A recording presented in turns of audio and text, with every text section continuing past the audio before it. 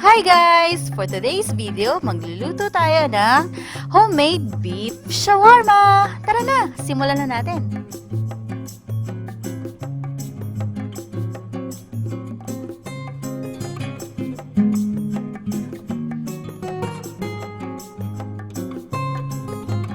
So una, maglagay tayo ng mantika.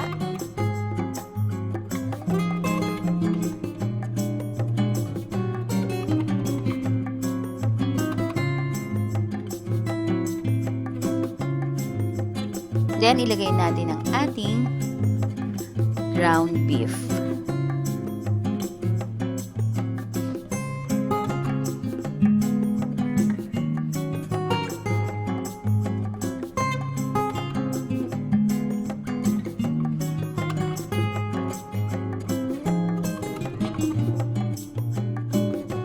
Haluin lang natin.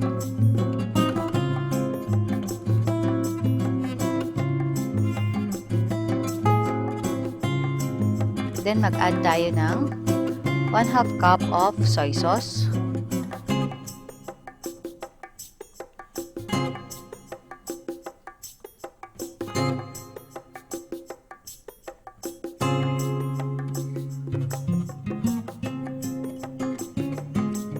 Squeeze tayo ng lemon. Haluin. Mag-add tayo ng pepper. Salt,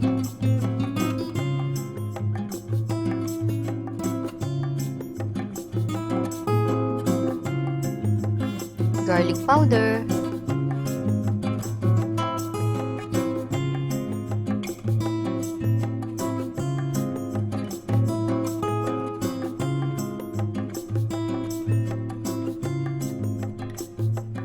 at honey.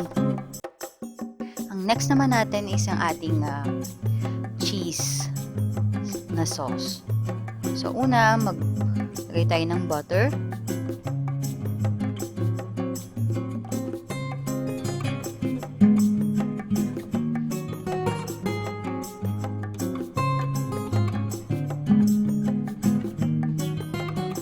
Then, fresh milk.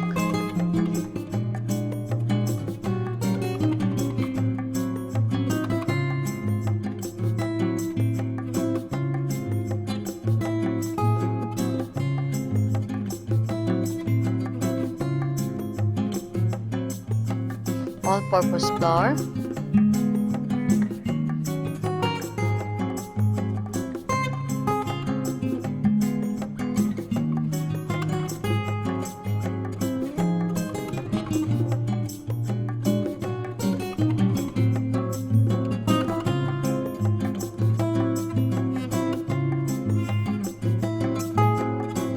cheese. Haluin lang natin siya hanggang sa matunaw yung ating cheese.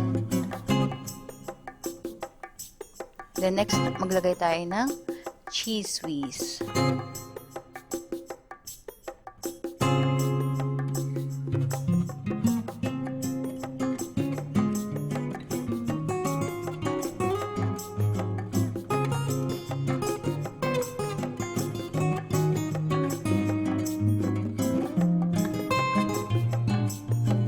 Continuous lang hanggang sa matunaw natin lahat ng ating cheese whiz.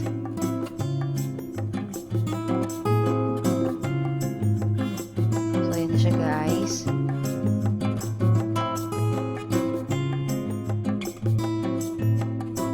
So, make sure dapat matunaw even yung all-purpose flour na ginamit natin, dapat matunaw din yun para hindi siya magbuo-buo.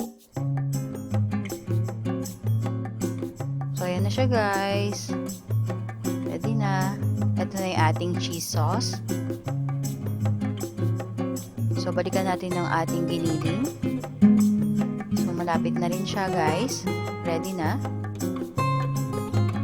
So, ganyan dapat siya. Ang color niya dapat brown. Lutong luto. So, ayan na. Ready na.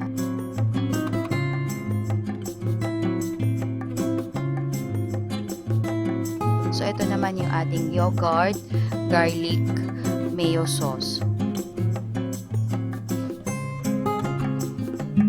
So, ito naglagay ako ng yogurt.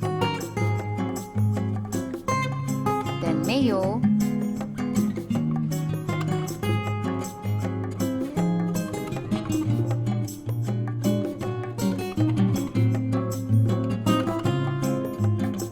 Salt.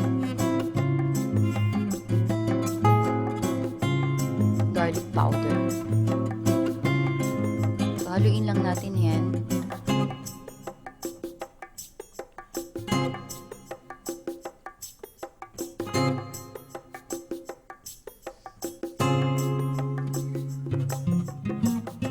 So, ayan na siya guys. Malapit na rin siyang matapos.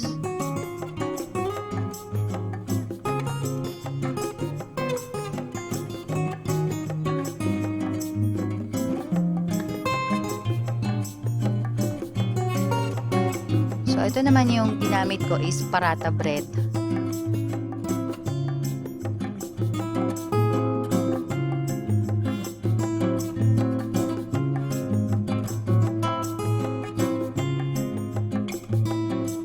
So, ayun na siya guys. So, maglagay tayo ng giniling.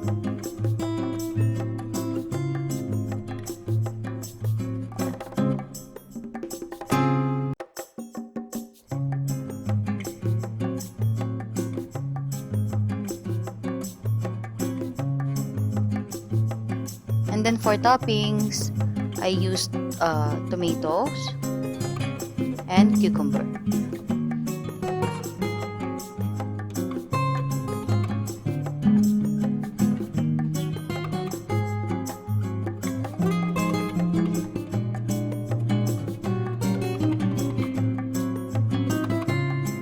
Then ilagay na natin yung ating yogurt garlic mayo.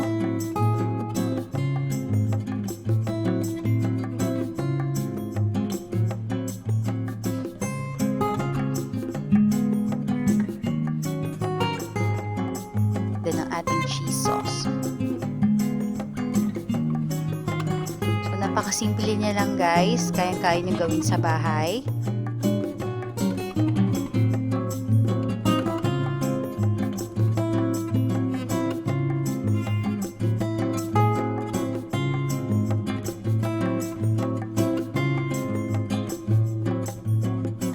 Ito, ginawa ko siyang parang tacos.